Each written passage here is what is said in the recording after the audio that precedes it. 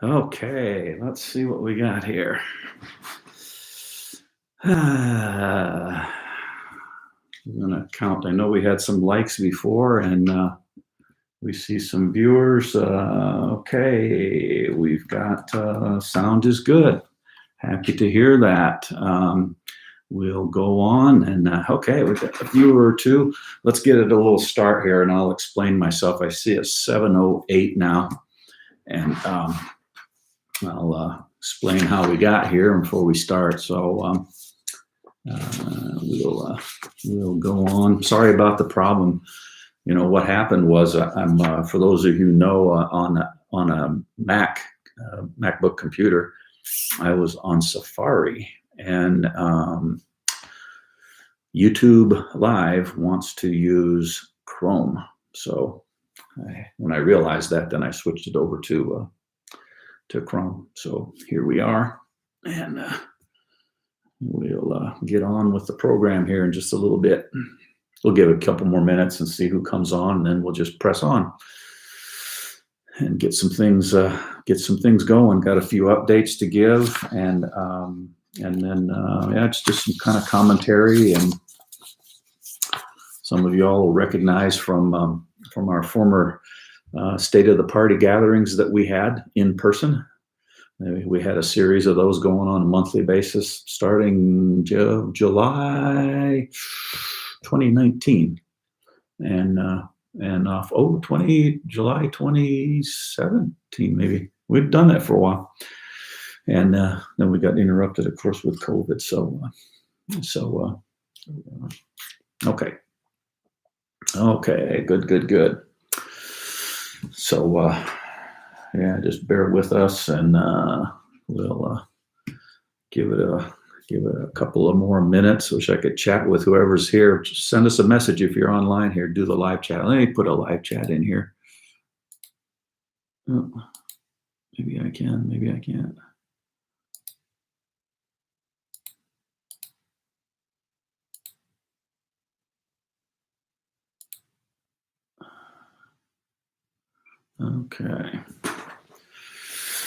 Okay, so we got several viewers on, and we'll give it another. I got 7:10 now. Let's give it to 7:12, and then I'll start off, and we'll just press on with an update. Yeah, if you're just joining us now, apologies for the delay. It was a technical problem on the part of your chairman here. I was using the wrong operating system. I was using Apple Safari instead of Microsoft Chrome. But now we're on Microsoft Chrome, so we're good to go. And for those, who are just joining us too, the concept here is to be able to gather and have a forum online until we can do it in person again. And we chose YouTube Live, so because a number of our voters do not use Facebook, so this way it's easier for us to transmit a link out to the with our email system and their distribution list and so forth. So we'll give another minute and go.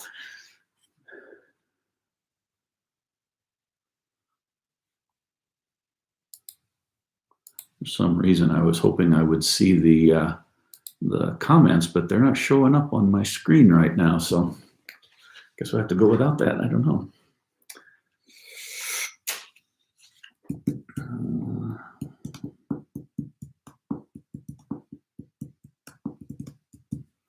Okay, we're going to go ahead and get started for those who are here. And again, sorry for the delay. Lesson learned. In fact, anyone who knows me on here knows I'm a really stickler for being on time. So apologies for that. And I know what we did this time, and I'll make sure that we don't repeat that next time we do a Facebook Live. So welcome everybody who's on here. It's great to be back. Even we're online, so that's the way it goes. And let's make the best of it. Again, YouTube Live. It's our first one. And I'm sitting here at home out here near Candelia, in rural Kendall County. And we're all hoping for more rain than we're getting right now. I have a kind of a light mist coming at our house. So here's the idea. You know, we all really missed it. I had a lot of voters telling me, "Hey, we need to get together." You know, State of the Party was really a nice format. So that's our intent here tonight, and we'll follow it up and try to do them once a month until we can do them in person. I don't think we're too far from that either, from what I'm told. So. As soon as we can do them in person, we'll get together for gatherings in town or around the county and do our thing. A couple of things that come to mind now as as I was preparing for tonight's thing. I came back from a trip up to Iowa for some family business, and I flew out of the Minneapolis airport. Minneapolis, the town that's in the news a lot. Just lately, and you know, I drive through southern Minnesota on my way up to Twin Cities, and out in a farm field, it was the beautiful sight. There were 25 big blue Trump signs, Trump 2020, all on flagpoles in a nice row, all flapping in the breeze there in southern Minnesota. And I would say we lost count of the number of Trump Pence signs and flags that we saw, and we did not see a single Biden sign. And that's a 3-hour drive each way. So it was fun to see. Also point out, you know, things I thought of getting together here. It's tax day today, April 15th. And of course, the Democrats are in Washington trying to figure out how to raise our taxes and put more tax burden on us. And, you know, the thing that they need to be reminded of is that the American people, year after year, are paying more and more taxes. Last year was a new record, in spite of the pandemic, the most federal taxes ever paid by the American public. And, you know, the problem in Washington is not that we need to tax the people more. So Republicans believe cut government spending. And you can see how that's going under a Democrat Congress and a Democrat White House. The other point I thought of to make tonight was in the news also was that some semiconductor industry leaders went to the White House for a meeting with Biden and to talk about the semiconductor chip shortage. It has shut down some manufacturing plants. It's a real problem. It turns out I spent my entire career in the semiconductor industry after I got out of the Air Force, and about 30 years worth. And it to me is just patently ridiculous that somehow the Biden White House is going to solve a supply chain problem in private industry, semiconductors and components for appliances, cars, vehicles, you name it. You know, I think the government should, I think the government should focus on getting the post office to work and securing our borders. You know, I think they should start out with the basics first and let private industry do what we know how to do. So I think the government should keep their money and their opinions to themselves and let the semiconductor industry solve this problem. There's a lot of brilliant people in that industry, and they can take care of it. So some opening comments. You know, I'll say too that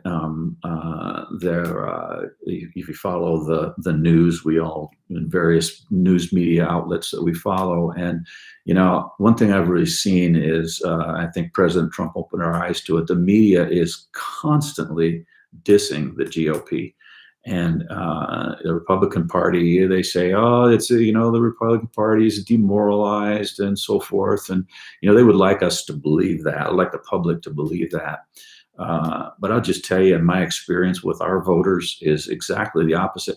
In fact, I'm pleasantly surprised. I've been at Republican politics for a long, long time. I was voting GOP during the Watergate deal, and I thought that was about as low as it could get. I thought, okay, here comes another one, but it's been quite the opposite. Our Republican voters, you've been to the club meetings, those of you who've been to our club meetings recently, there's a lot of energy out there, and I'm really, really happy to see that. It's a very, very pleasant surprise, actually. So, hey, we're up to it. Republicans are really reacting to what's going on in Washington, and it's terrible. So, It's up to us to rally together and make it happen. So, even though the media would like us to believe that, oh, Biden has a big mandate and off he goes, he's got a 50-50 Senate, and he's got a House that just a few members, and he himself was elected in a squeaker. So there is no mandate there at all, despite what the media would tell us. And I would say from a GOP, from a Republican standpoint, the table is set for us in 2022, that is next year's election, to take back the House. And the things are set up for us. The Democrats are overplaying their hand, and there are these ridiculous far left social bills and laws that they're passing, and his regulations that he's signing off are really getting a reaction amongst the American public at large. So take back the House in 2022 and take the Senate and the White House in 2024. It's there for the taking. I also want to say, though, for us Republicans, here's how we have to do it. The only way we can pull that off is, and we know how to do this too, no infighting. If we don't take the House in 2022, we will only have ourselves to blame. The Democrats, they love it when we have an infight, when we're arguing amongst each other and pointing fingers and whatnot. So let's remember, let's stay united, stick to what we all agree on. We agree low taxes, small government, less regulation. President Trump really showed us the populist part of the GOP. And really brought people into the tent, and that's what we need to seize and continue that momentum and pursue those policies that he put in place. So that's our GOP strategy going forward. Comments on school board, some local situations, things going on here locally.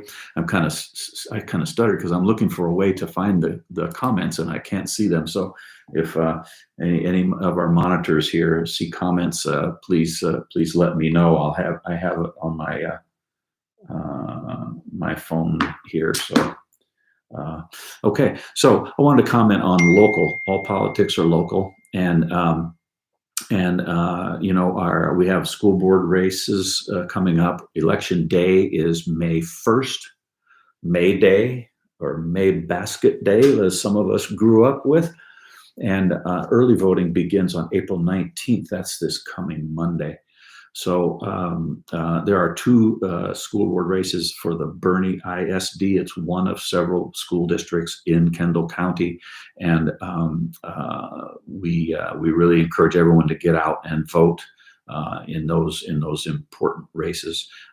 We in the Kendall County GOP, we are supporting Joe Tidwell, who's an incumbent. He was the president of the Board of Trustees last year, and we are also supporting Jessica Davila Burnett. For her space, she's running for an open seat on the board. And I'll say this too, we the citizens of Kendall County owe a great debt to our Board of Trustees. They have done a spectacular job during this pandemic by keeping the schools open. They had protesters at their door. They listened, they followed the science, they were steadfast in looking out for the good of our children. And all across America right now, something like 40% of American children have not seen the inside of a classroom in a year. And yet here in Boerne, look what we have, because we have great leadership at the top, including our superintendent, Tommy Price. So we really salute the great work that they've done for us. Make a comment here. The next subject I touch on anyway is our legislative priorities. So here we are, April 2021, and I think you all know that the legislature is in session in Austin. The wags say, no one is safe when the legislature is in session. And but hey, we have Republicans in both chambers and a Republican governor, Republican lieutenant governor, so we can feel comfortable with that. And our state GOP, as you know, we're part of the Republican Party of Texas, we in Kendall County, and at our state convention, we approved a set of priorities. They're called legislative priorities. And you can go up on the RPT, Republican Party of Texas, texasgop.org, and you can see more details on those legislative priorities. But I want to touch on a couple of them here. One is election integrity.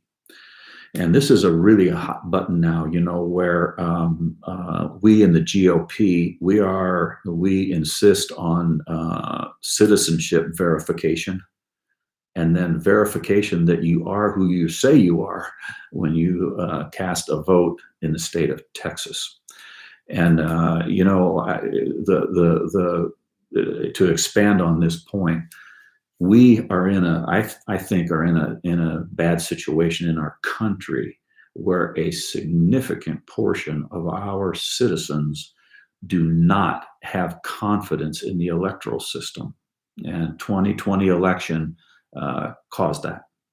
So we can argue about, you know, there's a lot of details out there, but I'm just going to say that it's a bad place for America when a big chunk of America, the public, let's just say 30-40%, just do not have trust in the election system. So election integrity, therefore, is very important now. But our opponents on the other side of the spectrum are doing turning this into race baiting like I have never seen in my life, and I've been at this political thing for a long time.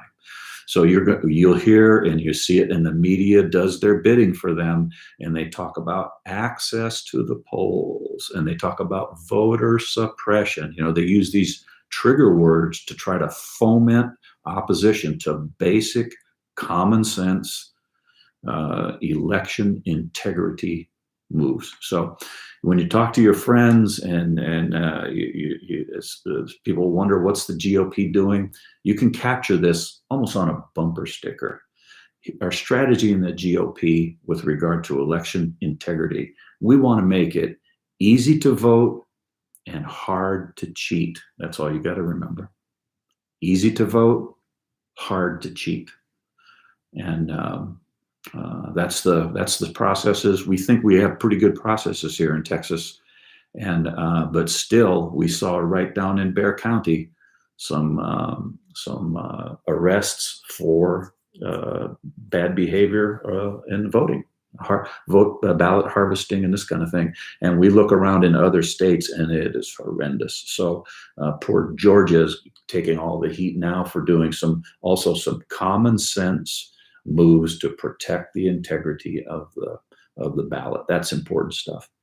Second thing that's getting a lot of play there, and we know it right where we live here in South Texas, is border security. Now, we expect the feds to take care of the border. That's their job.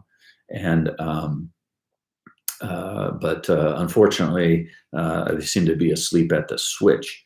And so, you know, we got to get the feds to do their job. But in the meantime, that's a big burden for our state people. And right here in Kendall County, you can talk to our law enforcement in Kendall County, and they can tell you specific problems that we have encountered right here in our county with some horrendous human trafficking instances. So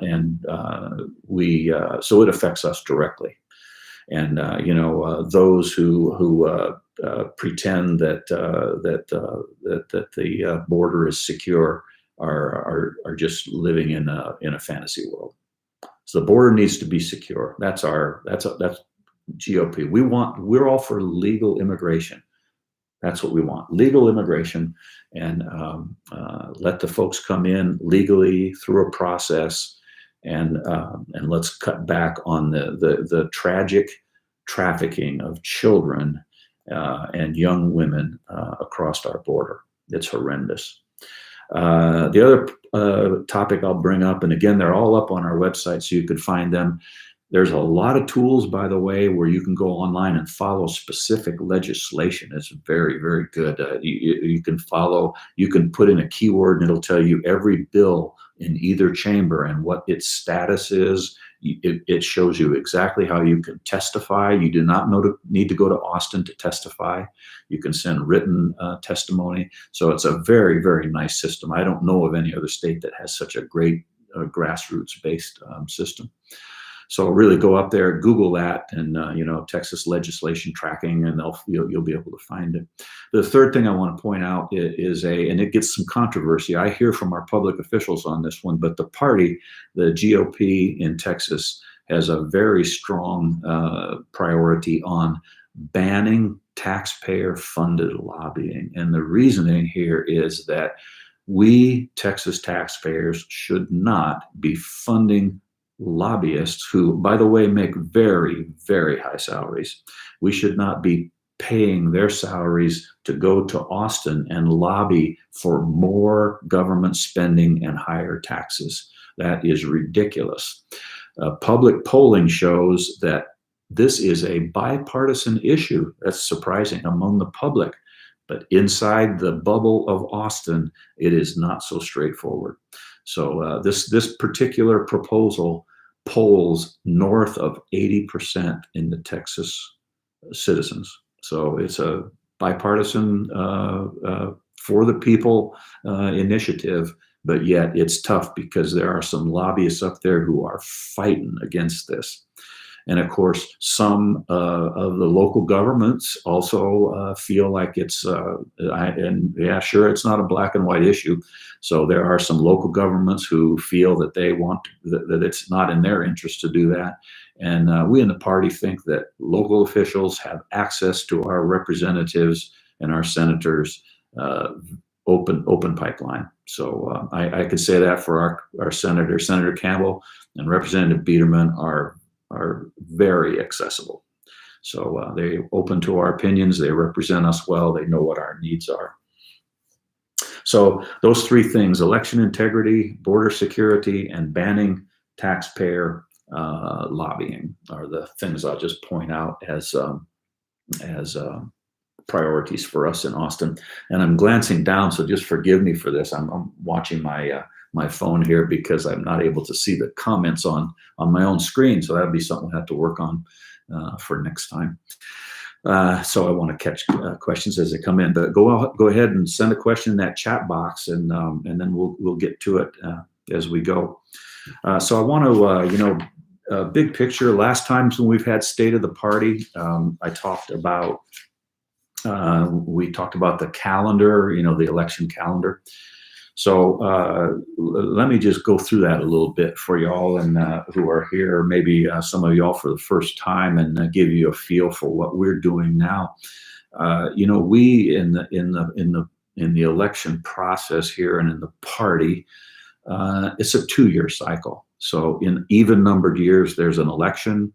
And then in odd number years, the legislature's in session. Those are a couple of the key things. Every 4 years is a presidential election.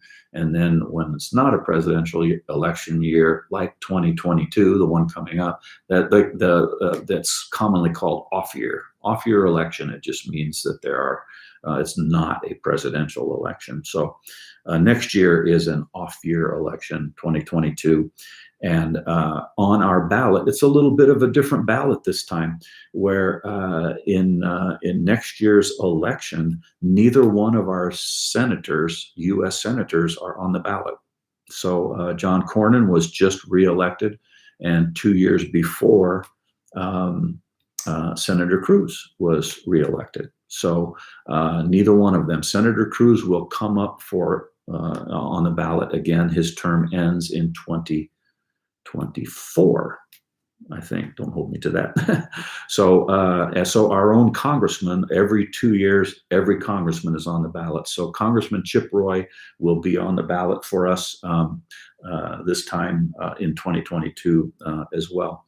So it goes from there down into the state level, and in an off-year election is the governor's race. So Governor Abbott and other statewide officials, the Attorney General, the Lieutenant Governor, the Comptroller, the Land Office Commissioner, Ag Commissioner, Railroad Commissioner, or one of the Railroad Commissioners will be on the ballot as well, along with Supreme Court justices and Court of Criminal Appeals justices. So those our statewide. At the district level will be our state senator and our state representative, along with the Fourth Court of Criminal Appeals. So I'm working my way through in ballot order, which brings us to the county. So Kendall County next year will be, we will have our races for, and this would be in ballot order as well. District Judge, our current district judge is Kristen Cahoon. She does a great job, and we hope she runs for re-election. Our criminal district attorney is Nicole Bishop, likewise for Nicole.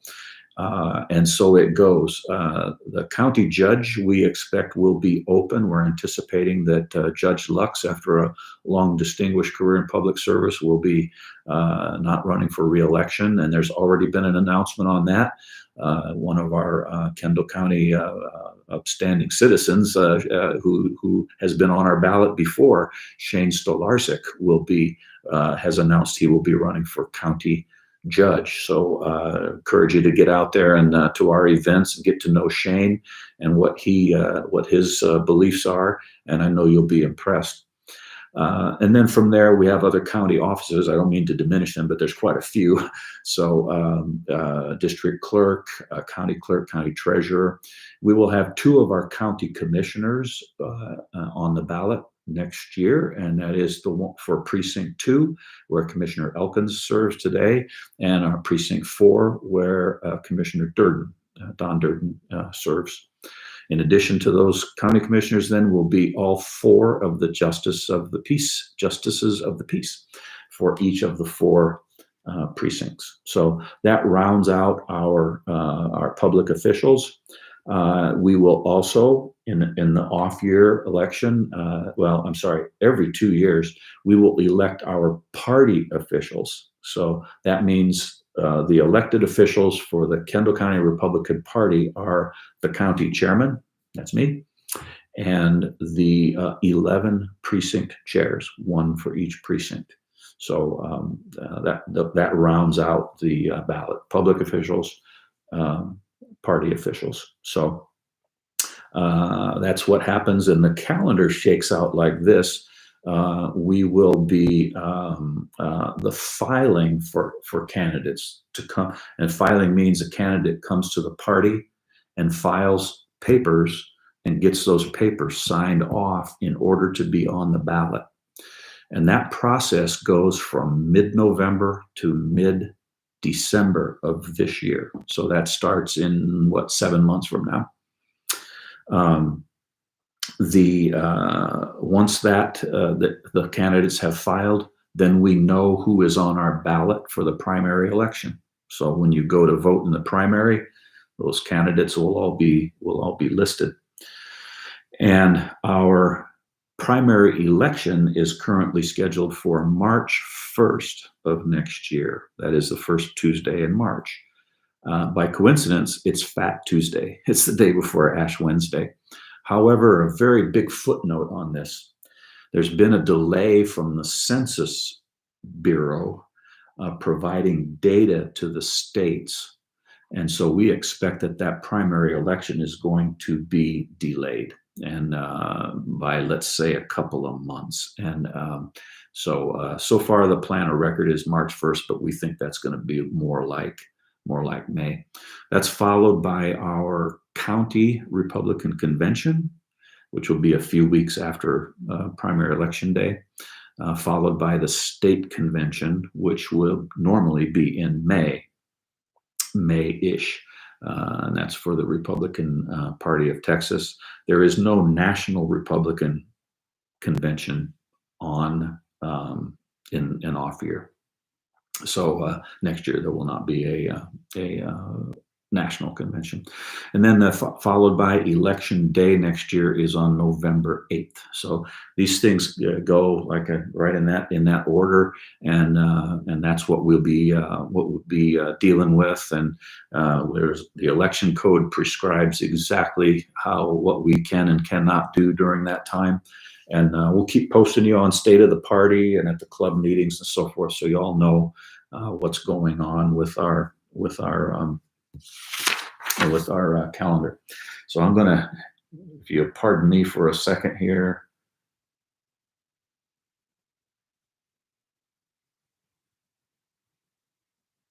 Okay, here we go.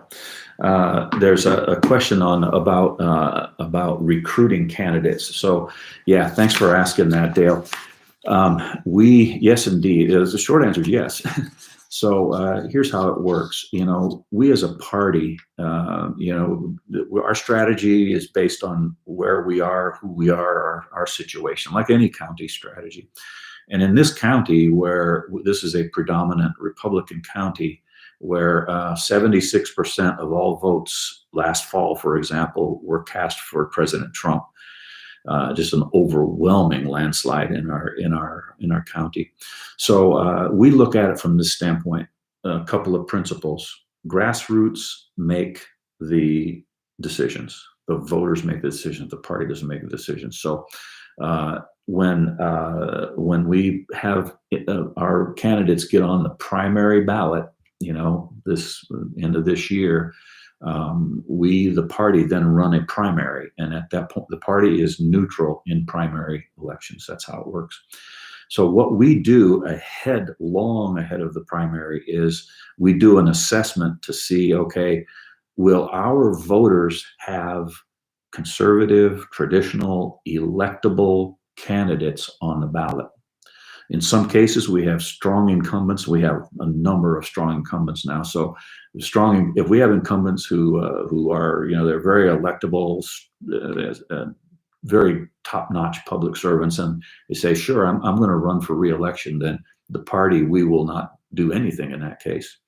But where we have a vacancy upcoming, let's say, then we just don't. Then we start our network. In many cases in Kendall County, we have people who just self-identify and tell us, yeah, they want to file. But in other cases, then we will really start combing and looking for candidates for specific jobs. So that's the kind of thing that we do this time of the year. So yes, indeed, that's a great question, and that's what we do. The end result we want to win the following November. We want conservative Republican office holders in all of our public offices. And would you believe it, here in Kendall County, 100% of public officials are Republican. So that's good. We won't take all the credit for that because some of it is who we are, but we are very focused as a party on ensuring that stays the case. So to be very intentional about driving that. So so thanks for that. Let's see, let me read this other one too real quick, and then I'll see local legislation influences in Kendall County.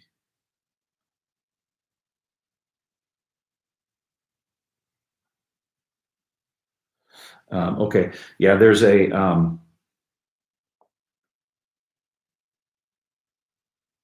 okay, yeah, it's a little bit detailed, but you can see in the comments section about a particular piece of legislation. Land and resource management is the topic, and Representative Biederman has been championing that piece of legislation for us, a result of good engagement with our county, and good on him for representing us and pushing that forward, and that needs support too. So you can see the details are in the question, and what I suggest you do is there's a number of different avenues. You can call Biederman's office, tell them who you are, and tell them you support that.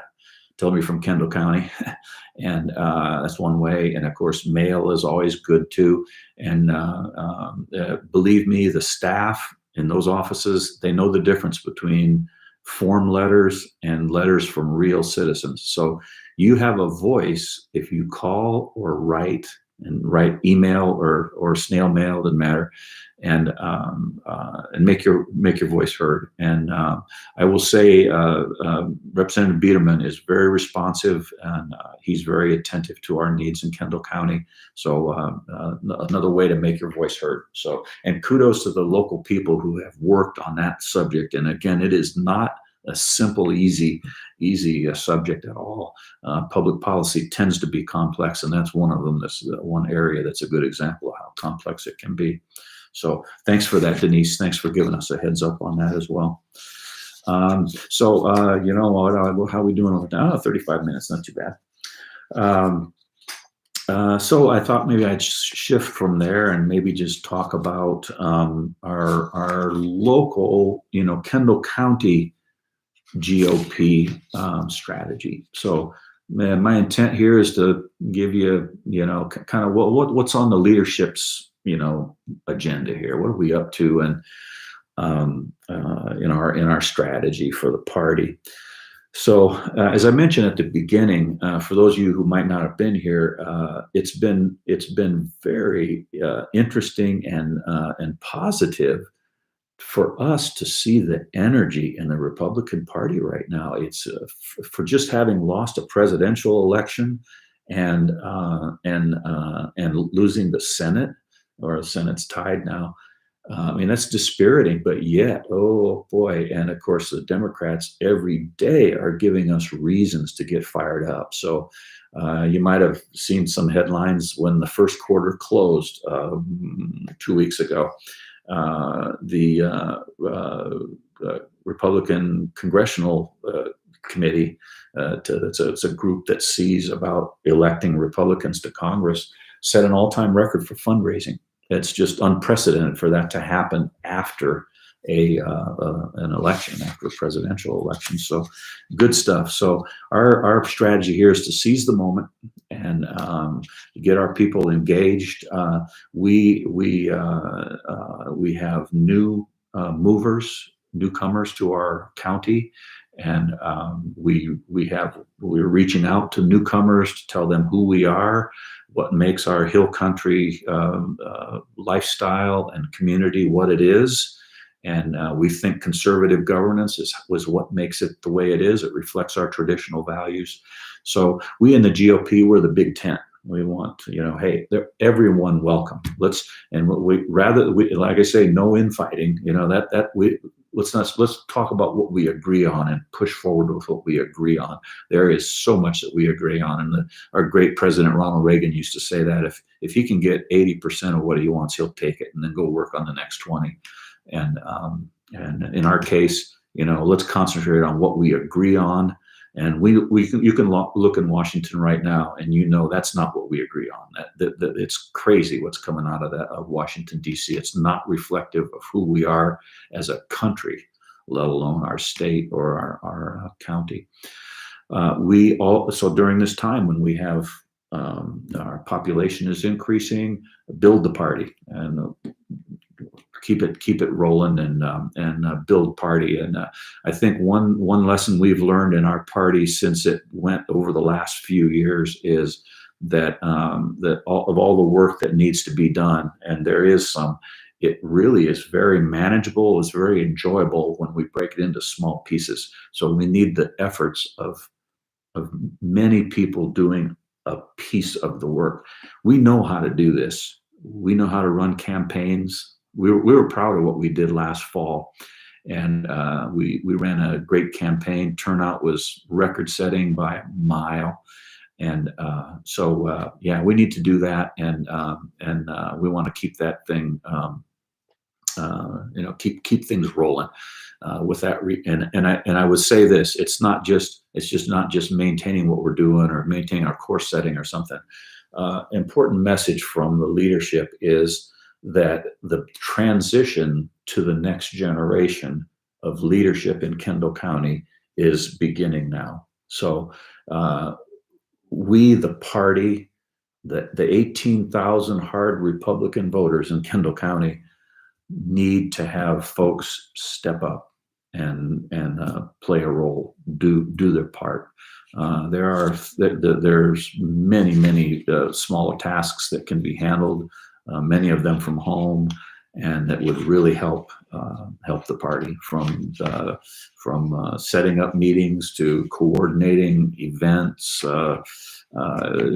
legwork, that kind of thing. So we are in our leadership. There's a number of us baby boomers, myself included, And we have a lot of knowledge, but we want to pass that knowledge on to the next generation.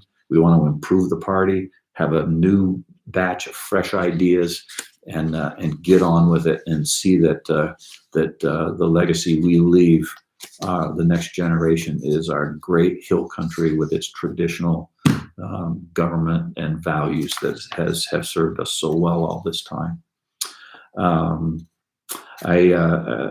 I'm looking at my notes here, and I had a question about recruitment of candidates, and sure enough, here it is under ballot strategy. I'll just use this word, ballot strategy. So when I was talking about candidate recruitment, that's under the title of ballot strategy. We actually have a ballot strategy committee. We had a meeting yesterday of our ballot strategy committee, actually. So our theme there is proactive, good situation awareness, candidate recruitment. And I'll point this out too, because we get questions on this. It turns out in Kendall County, there are several city councils. There are several school boards, 2 major school boards. And so in our case, there's only so many of us, so we do not attempt to cover the waterfront. We have to pick our spots. We don't have that many volunteers, frankly, so we'll pick our spots, and where we think that the Kendall County Republican voters would be well served by us making a statement, then that's what we will do. And we just be assured that none of those decisions are made lightly. We have an executive committee that is the 11 precinct chairs and myself, the 12 of us. And by election code, that is the decision-making body for our party. And when we make decisions, we don't need to be reminded that we are elected by the Republican voters. That's who we serve, Republican voters in Kendall County. So just be aware that's what goes on. That's ballot strategy. Maybe I'll shift. I see you don't have any other questions right at the moment. Let me just touch on one other thing, and then we'll kind of wrap it up here. Thanks for your patience, all of you out there. I wish I could see some other people, but that's not the way it works here. So the one point I want to make, and I just kind of tell you what's going on, and it's one of those we won't be able to dive down into the details and work with that, but we do have a lot of data on voting, and I'm an engineer by my education, and engineers love data. So I for one, I like data. Well, there are others among our volunteers who are likewise very attuned to that and that approach. And one thing we know, data in politics is very, very powerful. Rightly, a little bit of data is dangerous, but if for those who know what they're doing, and we do, data is very powerful. And so we have begun the analysis of the last election, for example, and there's a lot there. And I'll just make a couple of comments, and we use it then we use this data, for example, for future elections, where we set up polling locations, for example, and then that drives the workers. And we in the party, we appoint the election workers, the judges, and so forth. So there's work that we have to put our judgment to, and our own serving the voters of Kendall County. And so one thing that comes out of that, is that we are, and I guess we just keep reminding ourselves of this, we don't take it for granted, but we are still a very strong red Republican county. Arguably the reddest, the most Republican in the state of Texas. So we are still that. The data tells us, and it's interesting, that in the last 8 years, we go look at presidential elections and compare them, sure enough, the percentage of Republican has decreased by a few percentage points. At this rate, it would take us another 100 years to get down to not be the majority party anymore. But it's an example of, well, hey, so we look at it and say, well, here's a trend, and let's keep let's keep making ourselves better and improving. And that's why new ideas are needed. Let's get new people involved and give those others a chance to lead. And frankly, party leadership is a tremendous platform for public service. So there are many examples in our Republican Party of current public officials who began their service within the party. So message, we're still a strong red Republican county, and still, we remind ourselves President Trump got 76% of all Kendall County votes. And it kind of brings a smile to my face when the local Democrats are talking about that they got however many they got, so many thousand votes for Biden in Kendall County, and it was most ever or something. It makes them feel good. That's fine. But I just point out that President Trump, the number of votes, he got 5,000 more votes in 2020 than in 2016. Those 5,000 votes are more than Biden got in total in Kendall County. So, we feel good about that. We had a great turnout. And those of you who worked on the campaign, you lived it along with the rest of us who were out there making that happen. And so good things, and it shows up in our data. And I guess one other comment I'll make too, for those of you who know what a precinct map looks like, if you're familiar with some of our precincts, there's 11 voting precincts, and they fit into 4 county precincts. So we have precinct 1 commissioner, for example. Then within that precinct 1, it is of voting precincts, and they have 4-digit identifiers, and it's a way now. Those will be changed because this is a redistricting year. So our public officials will be redrawing boundaries to see that we have even numbers of voters in those 4 precincts. So that will be happening this year. It'll be happening at the state level too, where congressional districts will be redrawn. It looks like now our great state of Texas will get 3 more Congress slots in Washington. It's amazing because of population growth.